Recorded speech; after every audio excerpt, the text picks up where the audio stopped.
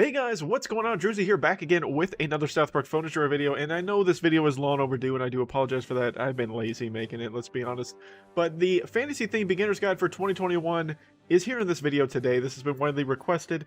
There will be one for superheroes for sure. I plan on trying to do that next week. Fingers crossed, no promises, but I'll do the best I can. So again, Fantasy Theme Beginner's Guide, we're going to go over the same things we've done in the other previous Beginner's Guides for this month. So the format is basically the same. And that, of course, is we're going to focus on the best cards in the theme, as well as the best theme combos I feel to pair with the fantasy theme. And I will give you some deck suggestions as well for some fantasy themed decks that I think work very well in the current meta. Obviously, as with all the other beginners guides, at least these best cards in theme could be subject to change as balance changes go back and forth. I will most likely continue to do these beginners guide each year. Most likely we'll do them a little bit earlier in the year rather than in the middle of the year in the future. That's my goal, but I will be trying to update these annually, so that will be something I will try to do, because balance changes are going to happen. Some of these cards may be really, really good in the future or really bad in the future. We will just have to wait and see. But this is based on right now, as I'm recording this video, what I think the best cards in the theme is. This is my opinion, no one else. So let's just get to it. Here are my top 12 cards in this current theme of fantasy as of right now. Okay, so obviously we are here looking at my top 12 cards. We are starting with Dragon Slayer Red. To me, still arguably the best card in the game right now. She provides an insane amount of value right now for her cost of 4 energy. With her Warcry is still insane. It is still very strong. Her as a unit is kind of meh, to be honest. I mean, she has value there as a unit. I have her to level 4. 1009 health, 193 damage. She hits pretty hard, but the real value of Dragon Slayer Red is her Warcry. That is what you really want from her. That is where her value lies. She shreds tanks, shreds a lot of units, and lowers their actual damage as well. It's just insane. It lasts for 10 seconds. It's still ridiculous. And the Warcry gets its full value even at level 1, the same it would at level 7. So that's the other thing that just makes her so dang good, is the fact that her Warcry is effective at any and all levels. So that is why that is. Shield Maiden Wendy has skyrocketed in value in this meta, in my opinion. One of, if not the best, one of the best legendaries, not the best legendary, because to me, Dragon Slayer Red is better as a legendary. But I think Shield Maiden Wendy is a top 3, top 5 legendary for sure in this game. As of right now, that could change. She could go the other direction, but as of right now, very strong. A lot of people have her to level 3. Some even have her to level 5. Even at level 5, she's a monster. She's good at level 4. All legendaries are good at 4 for the most part. There's maybe one that may not be that case, but Shield Maiden Wendy is a super strong card. That invincibility for almost 4 seconds is ridiculous, and the fact that it comes back relatively quickly. And most people that play Shield Maiden Wendy generally throw in something like Hanky in there, which just makes her that much more ridiculous. So Shield Maiden Wendy is insanely strong right now. Sorceress Leanne is an undervalued card to people at lower arenas. In the higher tier ladder of Legendary Arena, Sorceress Leanne is in almost anyone that plays fantasy at higher tiers, because her value is insane. Yes, her Death Wish could randomly transform allies and enemies both into ranged chickies, so that is obviously the risk you're taking with Sorceress Leanne, but her value there, even at her energy cost and at what she does, is, as far as her Death Wish is concerned, still has a ton of value, still is valuable, still is widely used right now in this meta. So don't sleep on Sorceress Leanne. I know that some of you might think of this and be like, holy crap, Jersey, you're putting her at 3. Really, if you really watch the top 8,000 elo ladder, well above that point, even some people are in 10,000 elo now because of the way the new system is. Sorceress Leanne is around in those areas. Maybe not at the 10,000 level. I don't know. I'm not good enough to be there. Let's just be honest. So I've not seen her that high, but I mean, she might be there. Maybe some of you have seen that level of ladder, and maybe you can put a comment down below of if you've seen Sorceress Leanne. But she's very good. She's good in Team War. She's good in a lot of things. This card is very strong. And 3 to me. Underpants Gnomes has been up and down. Underpants Gnomes was once maybe one of the best fantasy cards in the game. They had insane value for 2 energy cost. That's kind of fallen down a little bit, but I still think Underpants Gnomes is still a strong unit. Yes, there's tons of ways to deal with them. Arrow Storm is a popular go-to, obviously, for adventure users. You can beam them with Ink and Craig. You can destroy them with Satan's Explosion. You know, the list goes on and on. There are lots of cards that have AoE style abilities that can deal with Underpants Gnomes relatively quickly, or spells that can deal with them. But they still have insane value. They're still good. They're still good. Great counter card. Strong at any level of ladder, to be honest. I still think Underpants Gnomes are a very strong card. That's why I have them so high. Chicken Coop has gone up significantly in value. The main reason is because the chickies have received multiple buffs over the course since the last time I made a beginner's guide video for fantasy. So Chicken Coop is very good right now, in my opinion. It's just a great swarm card. There's lots of new cards now that benefit greatly off Chicken Coop. You've got City Walk Guy, you have Nip Nicole, just to name a few, that are within this own theme that really get strong benefit from Chicken Coop being out there. It's also just a great card to delay your push, to also use as extra units to distract, and because they count as fighter units, by the way, you can pair them with something like Frontier Bradley, have a whole bunch of chickies on the field, and potentially have all that AoE damage that you could have. So tons of value here. Chicken Coop definitely deserves to be in the top 12. I think Castle Defender, even though most people don't play it because most don't have it to a great level, I only have it to level 4. In all honesty, I'd need it to at least 5, maybe 6 to get its full value. But I think Castle Defender, once people get it to a higher level, people will start noticing how insanely good this card is. I honestly looked at this card when Red Links first announced it, and I was like, a PvE card in PvP? That's not going to do anything. This card has a ton of value, not so much in the Castle Defender itself, more from the Death Wish where it spawns a Crusader. The Crusader has a ton of health. It's a really nice tank card to have. And that Crusader can get positive buffs. You can give it a damage boost, say from Ninju or any of the Kyles that give damage boosts. You can protect it with shields from, say, Paladin Butters, or even, Kyle of the Drow Elves, just to name a few scenarios that you can really make the Crusader good. You can also use it paired with something like Archangel Bradley, who recently got buffed, and get that tank slow that Archangel Bradley gives out, plus the health boost as well. So there's lots of positives for the Crusader. So you get basically 2 units for the cost of 5 energy, and that's just really nice all in all, in my opinion. I'm not sure at the recording of this video, it may have happened, but there was a glitch where if you mind-controlled Castle Defender before it died, you then got control of the Crusader as well after it was mind-controlled. Some would say that's a buff, some say that's an actual mechanic that Red Links meant to do. I don't really honestly know the honest truth either way. I don't know if that's been dealt with yet, or if that's still the case, but as of right now, if you mind-control Castle Defender before it dies, you do get his Crusader, so that's something to keep in mind if you're playing defense. I think Amazingly Randy is still an amazing card. Is it the best Randy in the game? No, but I still think it has tons of value. Its charge unit, where it summons 2 chickies, is really nice. And its overall base stats for Amazingly Randy are still very good. Good range, good damage, good health, and yes, those charge units, the fact that you're spawning 2 chickies each time is very nice to help with the swarm, to help with all those different units that we mentioned before that benefit from swarm units and things like that. I like Amazingly Randy a lot. Paladin Butters, still one of the better Butters. I wouldn't say the best, but one of the better ones. The Death Wish is really nice still. The 3 seconds of invincibility from his shield from the closest ally or leader that is near him when he dies.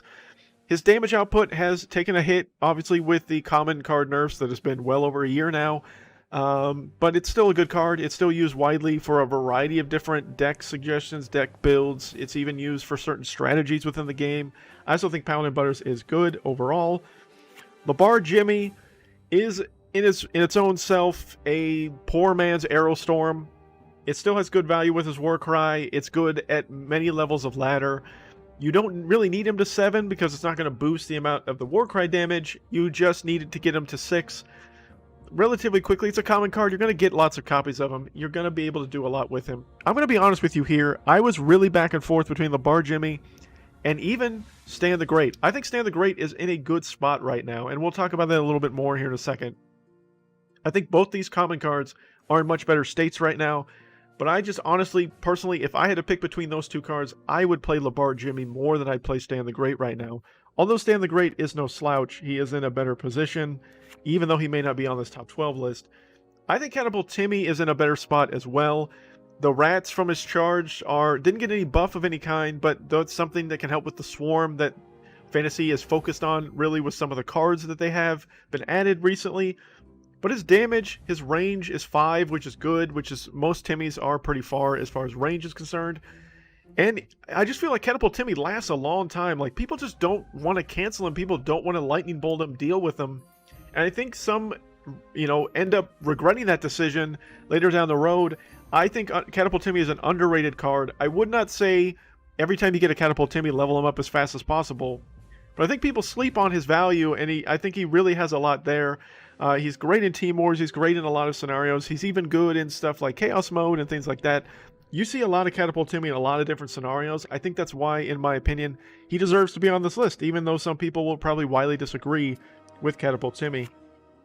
Witch Garrison's been back and forth. He was once arguably one of the strongest cards in this theme. He's kind of taken a step back because they kind of put his charge in line a little bit more. He was getting his charge ability back way too fast. It's been nerfed as far as how fast he gets it back. The duration was also, I believe, at one point 10 seconds. It's been nerfed as well, down to 8.4 at level 6.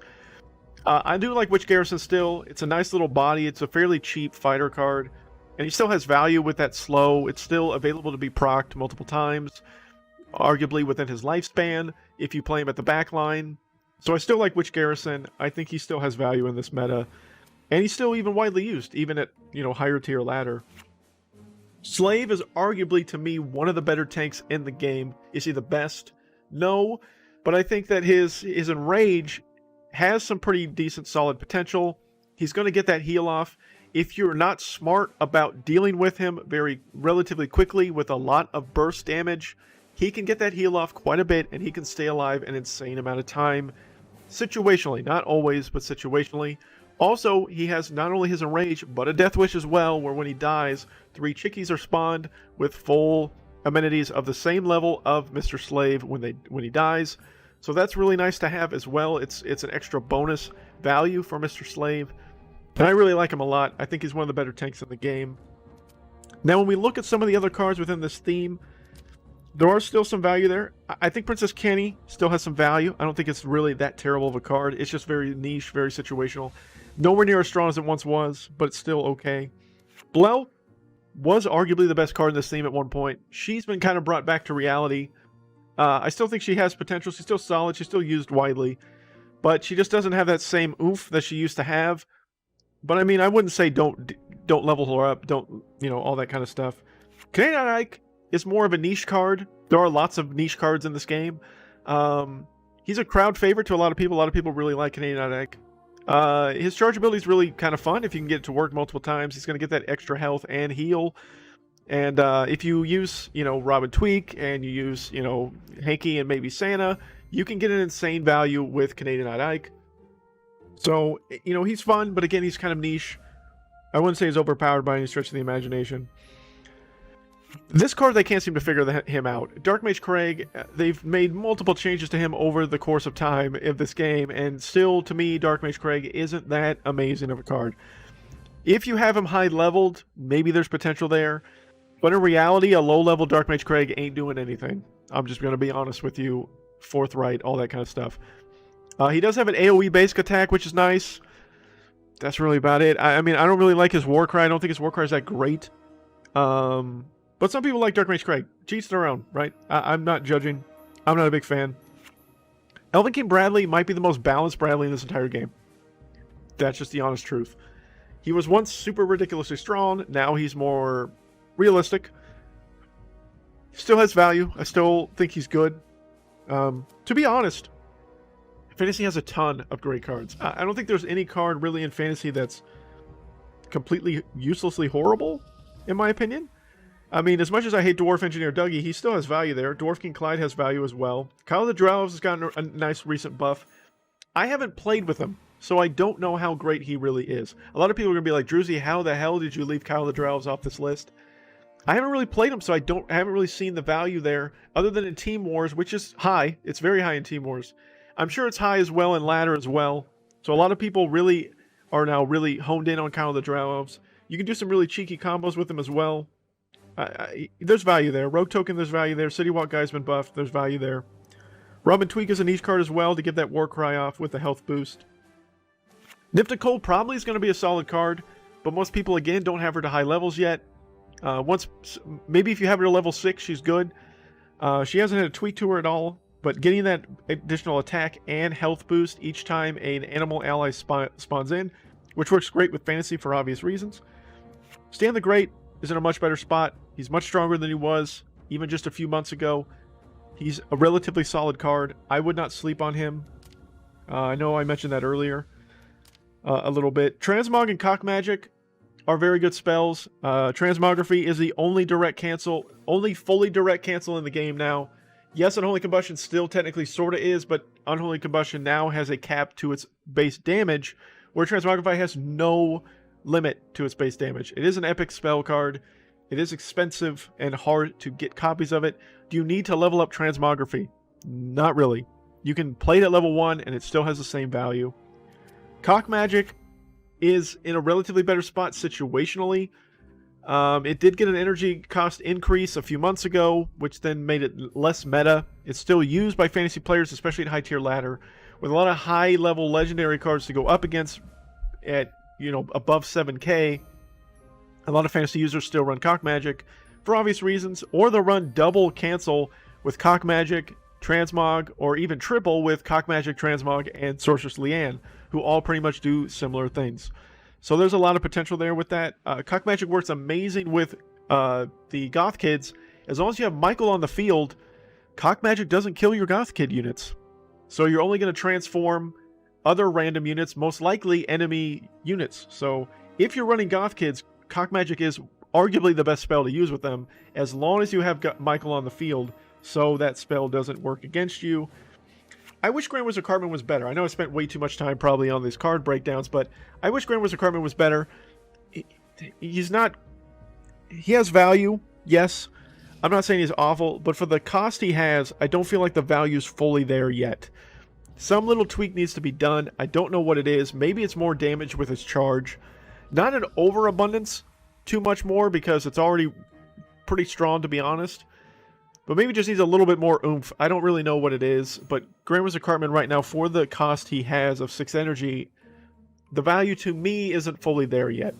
I like him. He's fun to play, but it's so easy to kill him, and oftentimes when you do, you get a positive trade in return. So I know some people like Grand Wizard Cartman. I do actually like him. He's just not quite there yet for me. So that's pretty much the card breakdown. So let's look at what I think the best themes paired with Fantasy are right now in this current meta. So in my opinion, right now, the best themes to pair with... I have the Adventure Theme Beginner Guide up here. RIP. This is still a Fantasy Theme Beginner Guide, but I'm too lazy to change it, to be honest. The best themes to pair with Fantasy are Mystical, in my opinion. Mystical is the best theme to pair with pretty much every theme in the game, other than even with itself. Mystical is just so strong. It really meshes very well. Fantasy has some high cost cards that really have a lot of value. And the fact that with Mystical, you can then revive a lot of those units, bring them back, just gives it that much more value. It's really nice. Adventure might be the second best theme to pair with it, in all honesty. Frontier Bradley works really well with Chicky Swarm, right? With Chicken Coop, things like that. Amazingly Randy. All these other things. There's lots of decent good fighters in the Fantasy theme. There's a lot of good fighters in a lot of themes, let's be honest. I think Adventure works really well. It just has...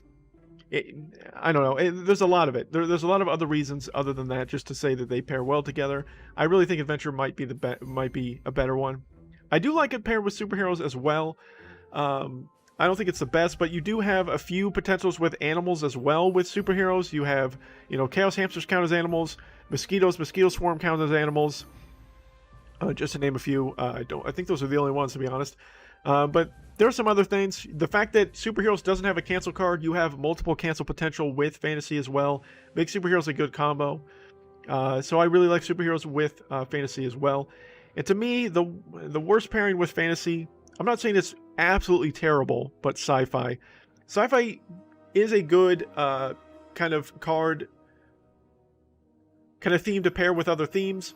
It's strong as a standalone theme right now. A lot of cards have been added to it to make it that way. But I don't think Sci-Fi really meshes as well with Fantasy as some of the other themes do. So that's why I put it there at 4.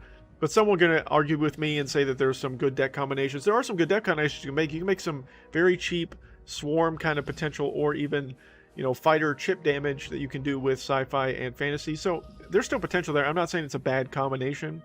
I just think, honestly, it's not as strong as some of the other themes paired with it. So that's the best themes to pair with it. Now let's look real quickly at some decks that I think really work well overall for the fantasy theme. There are some deck combinations that work really well with Mystical. A lot of people tend to sometimes with Mystical because of the energy that you can get back in return. Some like to go with high cost value decks. I think that if you're going to go a high cost deck with fantasy, a double tank could work the best.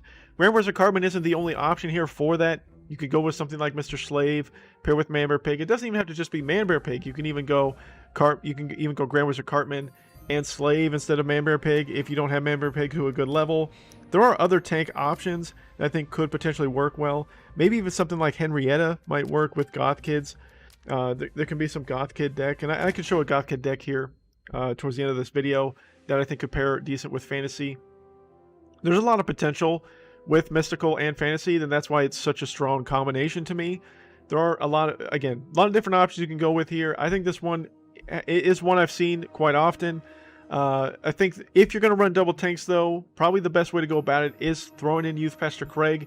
It is an undervalued card with the double tech meta because you're not going to be able to be hit by spells for 30 seconds, which is very good if you're running 2 high-cost tank units, potentially, that you're going to use against the enemy team. So, there's some potential here. There's other options other than this, but this is one that I have had more fun with. And again, this can be changed around a little bit. You can throw in other different tanks that you have to better levels or ones that you like. But I know there's a lot of legendaries in this deck, so it may not be feasible for a lot of people, at least not in the early stages of the game. It may be more realistic in Legendary Arena or closer to Legendary Arena. So just keep that in mind. It's definitely not going to work at lower tier ladder because you're not even going to have any of these cards. So that's just an option, I think, with Mystical and fantasy. This is a deck that could work, and one that I've actually tried out a couple of times. It's been kind of fun. Am I saying this is the best deck out there? Absolutely not. And this, again, has some cards you can kind of mess around with, but kind of a fantasy fighter style swarm deck with Frontier Bradley paired with it. You'd have Chicken Coop, remember, would give those chickies out, would give additional fighters. Amazingly Randy does the same thing. And you can interchange some of these fighters again. Mr. Mackey works well again with a lot of these units, but could potentially be kid units, which means you're going to give that extra damage as well. And he's a fighter card, which means you get the boost from Frontier Bradley. But your Frontier Bradley will most likely be targeted very quickly, so that's something to be wary of. But I think this deck has some potential. It's fun. Is it the best? No. There is some other ones that I have really had a lot of fun with the adventure theme. One is a City Walk guy paired with Jimbo. I do have a deck on that, or a video actually using that deck that I found to have a lot of fun with. It was actually a fairly recent video that I made, if you want to check that out. That was a deck that I really enjoyed. It was fun. So that's another one that I thought worked decently well with fantasy and adventure. But this one has potential as well. And again, interchangeable. You could throw in Tally maybe at some point. Whatever you want to do as fighter cards. But have a decent number of fighters. Don't make every single unit a fighter card. Have a decent balance. And this deck could have some dangerous potential to be effective. The superheroes, you could go a couple of different ways. Honestly, with this deck that I built here, yes, there's 2 Wendy's with Call Girl and Shield Maiden Wendy. But I still think you can make that work even with that combination. If one is dead, you then have the other one to work with. Both are just so strong within this meta that it's too... You can't ignore both of them, in all honesty. So I still think Call Girl has potential there. And you can go without Mary Jane Randy. You can go with maybe the Amazingly Randy instead. And you can throw in a tank in here if you really want to. I feel like that sometimes with decks, at least now in certain tiers of ladder, tanks really aren't all that important. If you really want to go a tank, in my honesty, I would take Mary Jane Randy out of this deck and put in something like Mr. Slave instead, if you have them around the same level or higher level. Dr. Timothy can be interchanged with Catapult Timmy, in my opinion, or a different range card that you have more fun with. Maybe something like Kyle the Drow Elves could potentially work with this deck as well. The fact that you could then potentially shield a bunch of superhero units could be insanely powerful. So there are other options here that you can go with. I think this deck could still be effective. Is it the best fantasy superhero deck? No. But I still think there's still value in it. And I still think, you could go, if you have enough cards at good enough levels, you could go a full and as much animal swarm as you possibly could. Again, mosquito and I believe only chaos hamsters from the superhero theme would add to that overall animal damage, or animal boost to, say, Nymph Nicole or something. But there's still value there. I still think that there could be good usage of this deck. I have seen one with the sci-fi and fantasy theme kind of like this. Again, a kind of relatively cheap kind of cycle deck with mostly fighter focus as well as a few range cards. I've seen different iterations of this style of deck. I'm not saying this is the most perfect balanced version of it, but something with like, Gizmo Ike, Kyle of the Drow Elves compare decently well. You got Hanky to boost all that to get those charges off faster. A lot of cheap swarm potential. Yes, this is susceptible to something like Satan or something like that. And you could even put Satan in this style of deck. I mean, this deck is insanely cheap with a 3.3 energy cost. And again, is interchangeable. Can go a couple of different ways. But I do think this version could potentially be effective. Maybe put some kind of cancel card in there. Might be a better route to go as well. Put a transmog in there and take one of these cheaper cards out potentially. Just because the cost is so low that you could still get away with it and not really hurt yourself with the deck. So I would probably throw in a transmog in here, potentially over maybe one of these low cheap units. Maybe Underpants Gnomes. I still think Enforcer Jimmy has a lot of value to be able to cancel charges, so I don't think you should remove him. Space Warrior Token, if he can get his charge off, is still valuable. So I think the card that could be the worst for you is a low-level Gizmo Ike or a low-level Underpants Gnomes. Either of those two could be interchanged for a potential cancel. That's something I would consider potentially doing as well, just as a suggestion to be the most efficient.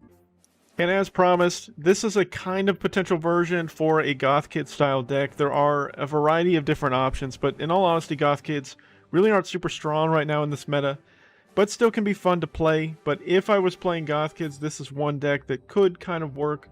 The issue with Goth Kids kind of is you have to really go all in with them and really focus on them. And if Henrietta is eliminated quickly or the rest of them are eliminated quickly, then it kind of just ruins it, and then the deck honestly doesn't really work.